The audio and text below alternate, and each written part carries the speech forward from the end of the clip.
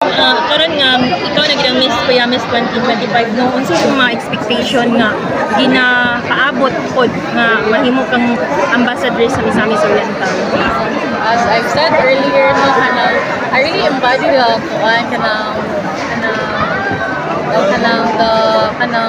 what's that ito kanang Governor Ronavia has a platform no from the Paglaot Strategic Agenda, and we would go to the grassroots level to know their problems.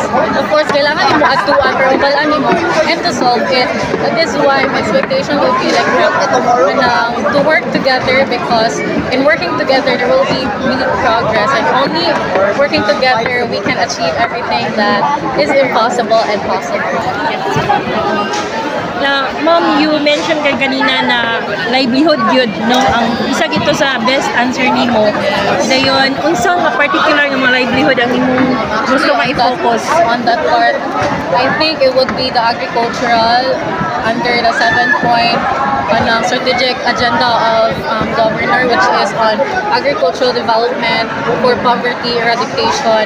And I would like to propose to our governor, if given a chance, to propose organic farming in our key measures in promoting sustainable development in our Misamis Oriental. Ma'am, do you have plans to join national pageant?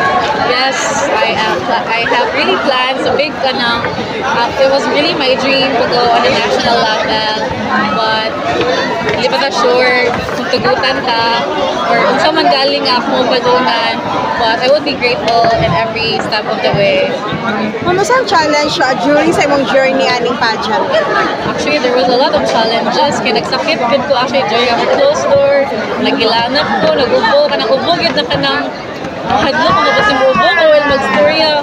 I was very sick since January, start of January. So that was the very challenging part. Aside sa pressure nga, the reigning queen was from Manila. Na-mention mo pa kanina, Ma'am No, nga medyo wala kay mga minor awards. But sa pag-top 5 kay, apil man day ka. So imong reaction na to? Of course, I was very grateful, no? Kay maybe wala lang ko na hatagan sa minor awards, but I'm still in the top 5 of those minor awards. So, grateful Japon kayo ko no, most especially to the Lord na wala man ko niya gitagaan ng mga minor awards, but He gave me a major award, the crown. Kapila na yun yung mga pageant, ma'am? Wala po wala po nag-abot ng What na baka sauna na failure na baka sauna? Of course.